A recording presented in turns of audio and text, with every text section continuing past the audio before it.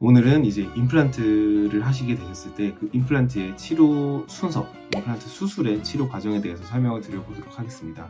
아무래도 이제 이런 설명을 들음으로써 더 용기를 얻는 분이 계시는 반면 또 이 치료 과정을 알고 상상하게 되시면서 더 공포를 느끼시는 분도 계실 수 있기 때문에 내가 좀 겁쟁이다 라고 하신다면은 이번 영상은 시청하지 않으시는 것이 오히려 나으실 수도 있겠다라고 말씀을 드리겠습니다. 사실 임플란트 수술이라는 것은 치아 뿌리의 역할을 해주는 임플란트 기둥을 잇몸뼈 속에 심어 놓는 것을 우리가 임플란트 수술을 한다라고 말을 합니다. 그래서 임플란트 수술을 하는 것과 치아가 수술이 끝난 후에 이 씹을 수 있는 치아가 올라가는 것은 다른 얘기다 라는 것을 우선 아셔야 되시겠고요. 자, 우리는 오늘 뭐에 대해서 다시 얘기를 할 거냐면은 치아의 뿌리 역할을 해주는 임플란트의 기둥, 임플란트 픽스처를 어떤 과정을 통해서 잇몸뼈 속에 집어넣게 되는가 간단하게 설명을 드려보도록 하겠습니다. 자, 우선 첫 번째 과정입니다. 잇몸을 절개를 하는 것이죠. 잇몸을 째서 안을 확인을 하는 것입니다. 잇몸을 째는 이유는 뭘까요? 임플란트를 우리 잇몸뼈 속에 넣기 위해서 우리가 임플란트를 심을 자리를 직접 보기 위해서 잇몸 절개를 하는 것입니다. 그래서 첫 번째 과정 잇몸을 쨌습니다.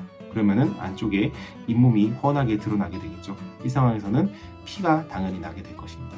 그럼 이제 두 번째 과정은 뭐 해야 될 것이냐? 임플란트 기둥을 우리의 잇몸뼈에 심으려면은 공간이 필요합니다. 임플란트 기둥이 그냥 막 뼈를 우기면서 들어갈 수는 없지 않습니까? 따라서 뼈에다가 임플란트 기둥을 심기 위한 구멍을 뚫어주게 됩니다. 우리는 이 두 번째 과정을 뚫다라고 한번 생각을 해봅시다. 첫 번째 과정은 째다였고요. 두 번째 과정은 뚫다입니다. 그리고 이제 세 번째, 우리가 하고 싶은 일을 해야 되겠죠. 임플란트의 기둥인 픽스처를 우리가 뚫어놓은 임플란트 구멍에다가 심어서 넣어주게 됩니다. 이 과정을 우리는 세 번째, 심다 라고 한번 얘기를 해보도록 하죠. 그럼 다시 한번 정리해볼까요? 첫 번째 과정은 째서 안에 있는 잇몸뼈를 보게 됩니다. 그리고 두 번째 과정으로는 임플란트 기둥을 넣기 위한 공간을 뼈에다가 구멍을 뚫어서 만들어줍니다. 그리고 세 번째, 이 구멍에다가 임플란트를 심어주는 것이죠. 이제 수술이 끝났을까요? 아니요, 그렇지 않습니다.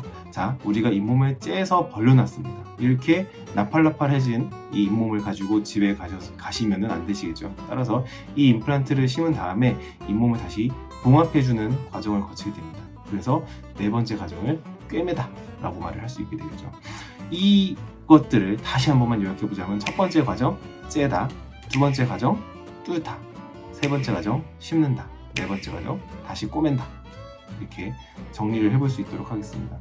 이 과정을 아시면은 어떤 장점이 있냐면은 이후에 제가 임플란트의 수술 방법들에 대해서 설명을 드릴 거예요. 내비게이션 임플란트, 무절개 임플란트, 그 다음에 원데이 임플란트, 이런 부분들이 과연 어떤 부분의 불편감들을 어떻게 해소를 한 새로운 임플란트 수술법들인지를 좀 더 쉽고 명확하게 이해를 하실 수 있게 됩니다. 그래서 항상 기본이 가장 중요하겠죠. 다시 한번 강조하고 넘어가도록 하겠습니다. 째다, 뚫다, 그리고 심는다, 그리고 꿰맨다, 이렇게가 임플란트의 수술 과정이라고 보실 수 있겠습니다.